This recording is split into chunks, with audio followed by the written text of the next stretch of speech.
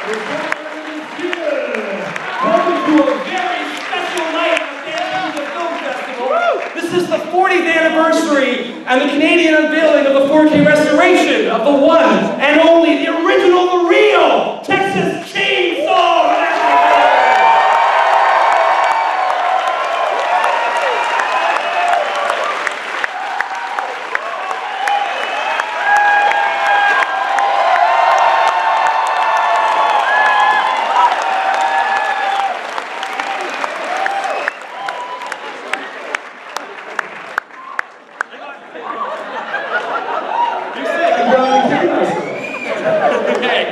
So tonight, of course, it's a special night. Beyond watching a brilliant film restored to a degree of detail we have never seen before, we are honoring a true pioneer both in the horror world and in the world of independent American cinema. This man, with the Texas Chainsaw Massacre, effectively created the modern horror film. As well, with Salem's Lot in 1979, he changed the way we looked at what televised horror could be. With Poltergeist, he changed what a blockbuster supernatural horror film, PG rated it, unbelievably devastating, that you can traumatize entire families with in one setting can be. And of course, he now commits wildly individualistic science fiction films like Life Force and Invaders from Mars. And more recently, the Toolbox Murders remake, Night Terrors. Before we bring him on stage, we're going to show you a little edit reel of some highlights of this man's career, edited by Eddie Cavlock. Check this out.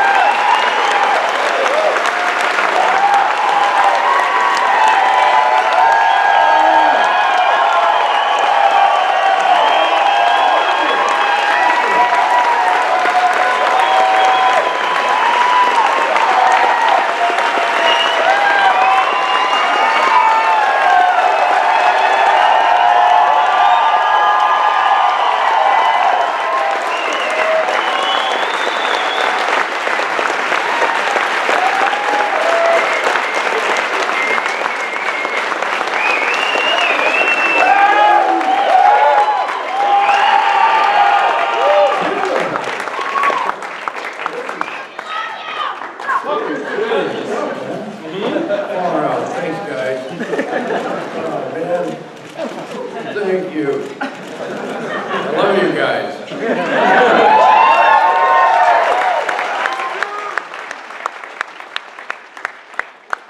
been a long road. And I've been on the road a long time since the restoration began. And it took months. And so it could maintain its original integrity. And make a play loud, we'll play loud. Loud. Because the 7-to-1 Dolby is cool. And I'll come back, we'll talk.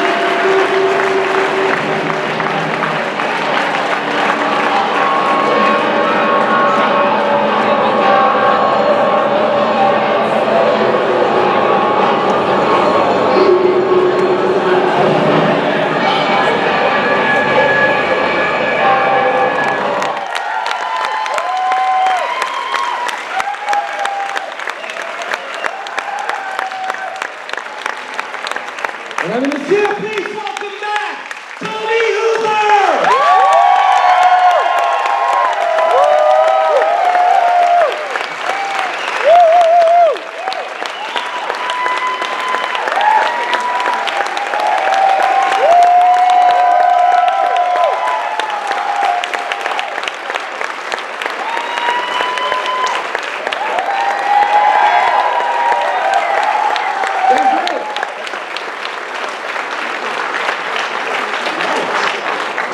The Scholars family. So, I guess we should begin by letting you know that, I don't know if you saw the commotion that was happening there. A woman just vomited about 10 minutes ago. It was outside the laundry.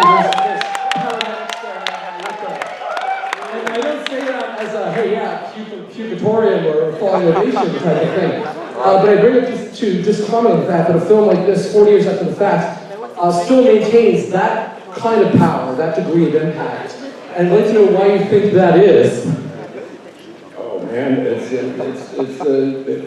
works. Just so you know, for the sake of this interview, we're going to stick mostly to Texas Chainsaw Massacre, but we'll go on to some other career highs as well at the end. So, let's talk a bit about art direction to begin with. Do you want to talk a bit about Bob Burns and how you worked with him to become... Yeah. Well, we found the house. I mean, started with that. And he started building furniture in his office that was in downtown Austin. And he found a dead armadillo and stuffed it. And he was very proud of this. and then so I started shooting and realized there were things missing, like things in space. So went back and had Bob hang all these mobiles of bone. So there was something dead everywhere. I mean, the essence of dead. And chicken feathers on the floor. And then I had the wallpaper in the kitchen changed out to butcher paper and you know, splattered blood on it so it would dry, so there would be the effect of blood there. So behind Terry, when she's hanging down the meat hook, there's no blood there, but you have a sense that I think you see it.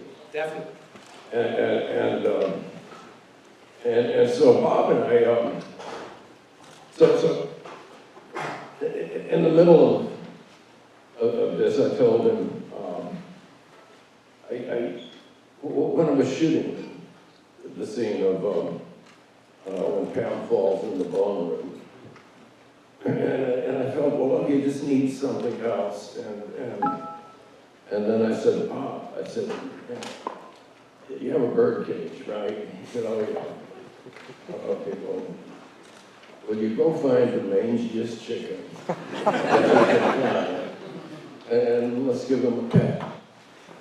And at that time, you know, the heat was like, I don't know, 105, 110 degrees every day. And Bob had worked his ass off. And I'd been demanding on him. And he threatened to have the SPCA call because in his one chicken. Well, yeah, but the thing is, Bob, I know Bob saw that what I was telling him when I said, go find the mangiest chicken, was that in his head, I was telling him, you go find a chicken and start pulling feathers out of it. And he went off. As everyone did. You would guess for that. But then I said, no, man, just put the chicken in the bird cage. Maybe, I know about the SPCA. We're not killing any chickens.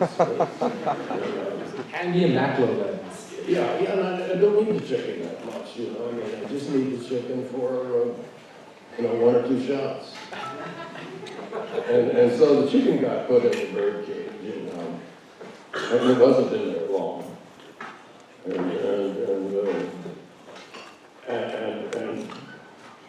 And then another thing happened. It wouldn't happen in a big budget Hollywood film. And that is the scene where Kurt runs down the hall and Leatherface steps out and kills him. I thought I have nothing to button this scene before I cut back outside to Pam on the swing. And I said to the damn king, okay, we have this little fake cattle ramp, to suggest that this is, cattle slaughterhouse. I need something else. Okay, a steel door, a metal door. I said, Bob, how long will it take you to build a metal door? He built the door, and we stopped shooting for a few hours. The money people were going crazy. Because nothing was happening, but I had to have the door. Yeah. And Bob was great.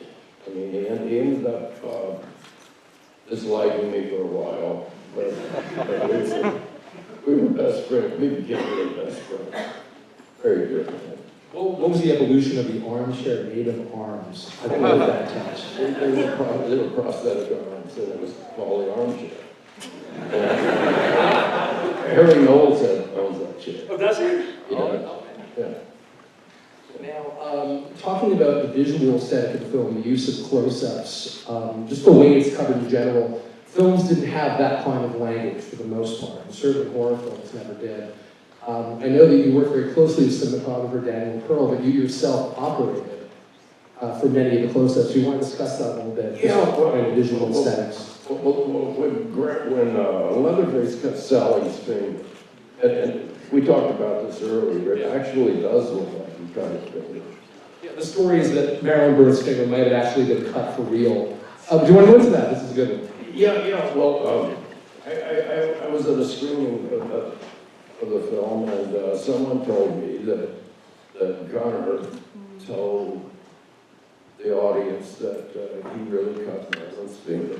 There was a blood tube behind the razor or the knife, and the knife, and he was squeezing it, it was making a mess of it. It wasn't working. And so Marilyn told him that, he said Marilyn told him to go ahead and cut it. And I said, that can't be, that isn't true. Not on my film, they don't really do that.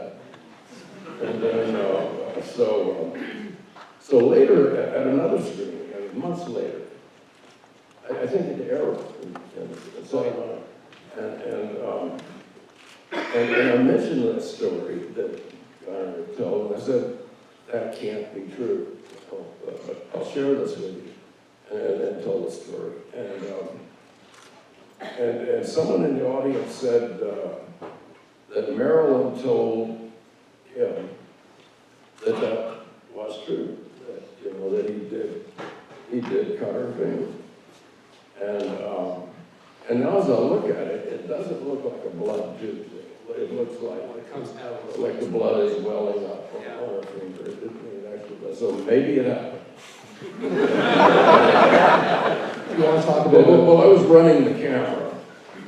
So I mean, that's the reason I don't know if it happened or not. Because that was my last prosthetic face on old Grandpa. Grandpa was 19, incidentally. Yeah. This little skinny guy. And someone who might live if they, drop the chair down the stairs, And so I operated the camera, but because I was really good hand holder and macro focusing, and this is way before video assist. So I only had one shot at it, so I took the camera away from Daniel and shot it myself to be sure that I would get it. Well, I pissed him off. But I didn't mean to. I mean, he's great, and Daniel's a very dear friend of mine. But I had to know then and there if I got shot. But it was a great collaboration with Daniel. Yeah. If you want to talk a little bit about how you found your cast, I mean, people like Jim Sedow, Gunnar Hansen, Ed Neal, Marilyn Burns, with really individualistic performance styles and just interesting personalities to stay at the very least. Well, I found Jim Sedow. I was in a film called The Massacre about bikers breaking up this small Texas town. And Jim Sedow played a clerk and a harvest. And I kept watching him. And he reminded me, he looked like a kind of perverted version of Bogart. And he was a great Shakespearean theater, the Alley Theater in Houston, and a SAG actor, and a professional, and you know, so you know, I mean, the guy did great King Lear, and but he understood, you know. He understood what I was going for. You know, even poking with a stick. Do you actually, well, talking of poking actors with a stick, do you want to talk maybe then, not to get too sidetracked, we should go back to the other cast members, but the general, the unconventional means of direction that you had to use to get the level of hysteria that you managed to capture for this film? And for some of the subsequent ones. Well, I kept Franklin segregated from the rest of the cast. Encouraged him, asked him never to bathe through the shooting, and get filthier and filthier. And so it was unpleasant to be around him. I didn't let Leatherface out of the trailer. So every time in the film you see a reaction of when they see him for the first time, they really see him for the first time. We're shooting their close-up first, pre-staged it for the stand-up. And then I'm on the subject that's going to be killed, and then Leatherface comes into the shot. You know, and you know, I had various ways of pitting them against one another, making them not like one another, and making them nervous. You know, I mean, I screamed my head off through making the film just to make everything uncomfortable. And there was a kind of a tension. I mean, it caused a tension. But also, I mean, there was this thing a theory that I had about the American and Indian war bands. That, you know, if you're spinning in some kind of dance for a long enough time, all the energy gets mixed between the people and starts becoming the same, or it becomes compatible with this energy, and then something happens. And at some point, something clicks. And I mean, it's a theory, but if it worked or if it didn't work, it doesn't matter. I mean, I was screaming my head off and making everyone uptight anyway. And you only got to fire your guns on the set later on? That wasn't on later on. I was going to when you were working on studio films. Yeah, that was on Funhouse when I walked onto the set and started shooting the gun. Just to let you know, I'm back. Breaks over. Yeah, breaks over. And also, you know, kind of messes them up a little bit, which takes the acting out of it. You know, it brings them down to, you know, you're not going to be a big actor. Yeah. You're using a minimalist approach. Yeah. Talking actor discomfort, there's a legend that towards the end of shooting, the farmhouse with all the meat props began to really have an awful stench due to the humidity and the sun and all of this. And that actors actually had to run out to vomit between takes. They did. Would you care to comment on that? They did, yeah. Well, the 16 millimeter ASA rating on this ECO X1 commercial. Yeah. This was negative, not reversal. It was reversal. It was reversal. Oh, I didn't know. And it was, I think, had an ASA rating of about 40. This means you need a hell of a lot of light. And so these bones, all the bones were real. I mean, they were from, they were less expensive to get these skeletons from India. And anatomical thing. They were like sold for med schools, I take it. Sold med schools, and they were much less expensive to get real skeletons than plastic. And those skeletons that would stench under heat? Because I would imagine they'd have been acid washed. Well, the bones started cooking under the lights. And started, you see smoke coming up. The bones were smoking. I love this. Something about these skeletons, I mean, it was really weird. You could buy a grown, how should I say this? A skeleton from an adult with perfect teeth. Now that cost a little bit more, but how do you break it? You're echoing your story of living dead right now. I mean, is there a skeleton farm? Right. How the hell is that? But anyway, all that stuff was real. I mean, the armadillo on the table started cooking. That chicken head work of art. Now that was not the same chicken. It was but that thing, if you picked it up, its feet would go like this. You know, I mean, it was still ripe. Yeah. And so it was cooking. And so it was a 27-hour shoot day.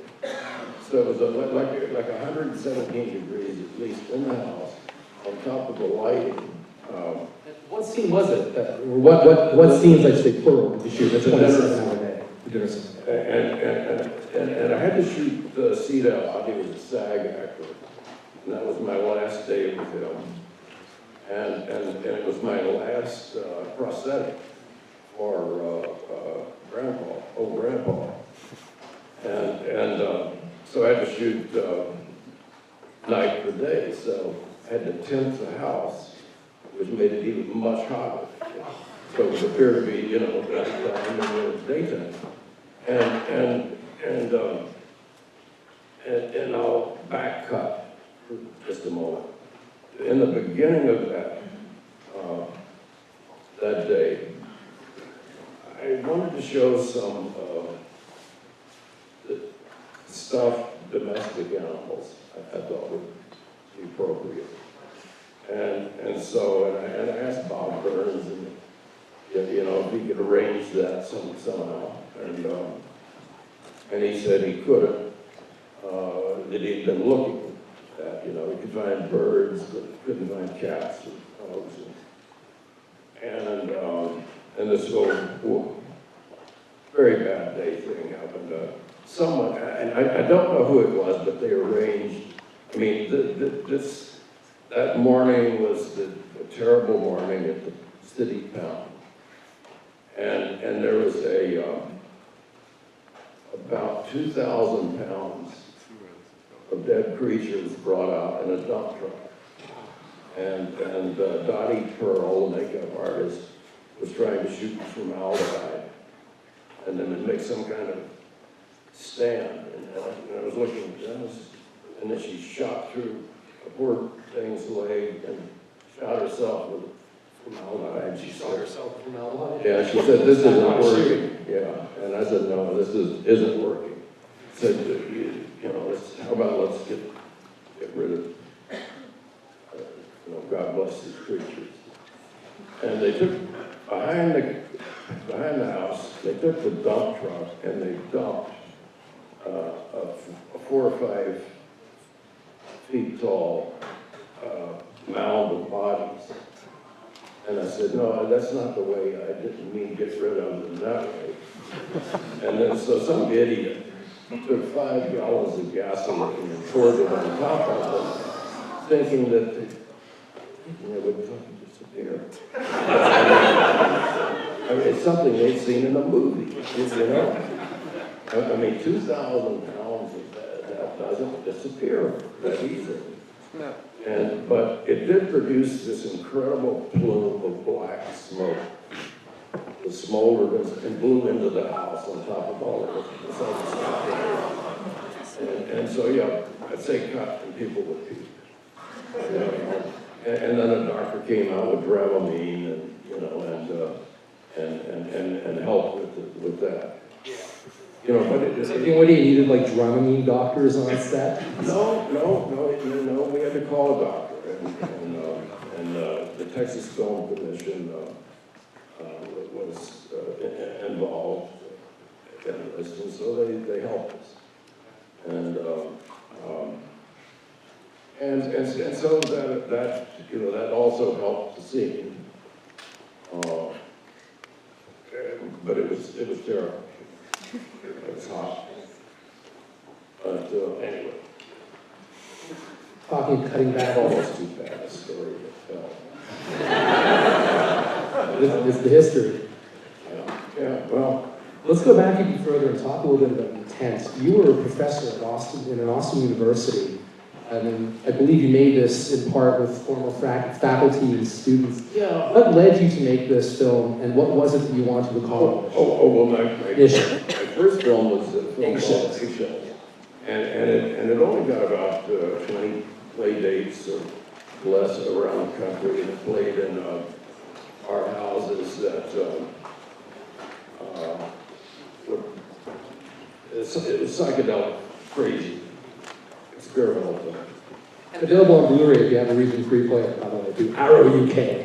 Yeah, and it's cool. It's really political and nuts, and there's comedy and fantastic movie.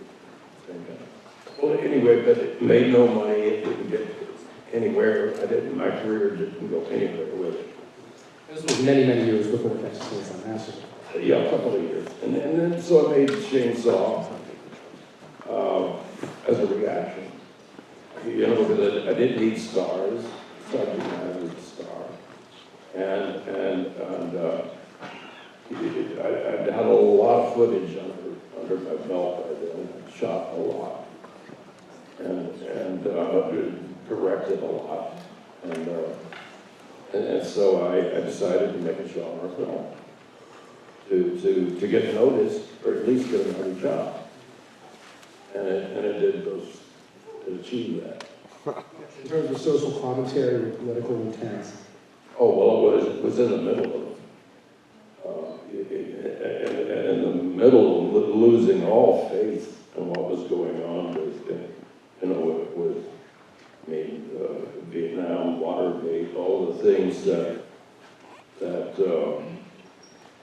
you know, my poor naive brain back at the time, I always thought, you know, that they're telling me the truth, and they're not. So I mean, and Austin was a very political, very political school. Yeah, still is, yeah. And UT, One of the funniest. and the funniest. It's very much an insane comedy. Okay, let's open to some questions from the audience. Yes. Sir, it's an honor to have you here tonight.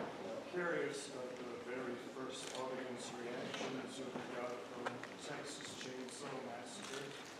There are a lot of walkouts, or as we have here. Yeah, we're really interesting. If they were going to walk, they walked when Terry is hanged over. And that did happen. And the first time it showed in Canada was a screening very much like this, but it was a university in Toronto where someone got sick, puked. Paramedics had to take her away. But I'm sure she was all right. Oh, She was enlightened. yeah. That can be you. But yeah, there were times they would walk, but that would be the time. They showed it as a sneak preview in San Francisco and taking a Pelham 1, 2, 3, it just opened there. And instead of focus groups, and 40 years ago, they would have sneak previews and the tape recorder record the audience's response. Well, the city council came and the mayor and all because the transit system, the underground in San Francisco was new and they were getting ready to open it. And all hell broke loose. I mean, when Chainsaw came up in front of the city council and the mayor, and they thought they were going to see taking a Pelham first, they were nuts. And there was puking, and there was fighting, and there were a lot of fights. Fights? Guys broke up into fights? Well, yeah, I mean, there would be people who would hit one another upside the head. Do you attribute that to the film's general negative energy, or what? I don't know what. In some cases, it was that they couldn't get in to see the film, like originally. What else happened outside tonight? Like the first time it showed at the King's, the director's fortnight at Cannes, there was even a bomb scare called in, and there was fighting because people were being pressed against the glass, and it showed it's the only film that showed at the director's fortnight twice at Cannes, and it showed again like This 2 months May. ago. Yeah. A couple of months ago. With Nicholas Benning Refn interviewing you. Yeah. Phenomenal. And so anyway, yes, there was always a kind of puking and fighting. All right, next question. Yes. Can you talk about the 4K restoration and your involvement in the process? Repeat the questions. Yeah. The 4K restoration and Well, your involvement? Did you have it? Kind of. Okay, she's asking if you can talk a bit about your involvement with 4K restoration. Well, I supervised everything from the 7-to-1 sound, and I mean, it was as though I was making the film again. And I wanted to especially make sure that the 4K restoration wasn't, it didn't have a different tone, you know, that it kept the same kind of ookiness about it. And then the 7-to-1 sound was very cleverly cut apart from a mono track anyway, this thing did not go through one of those faux stereo or faux surround sound mixes. I mean, it was soundtrack was taken apart, and placement of the sound was done. It's all the original stems. It's all the original stems, and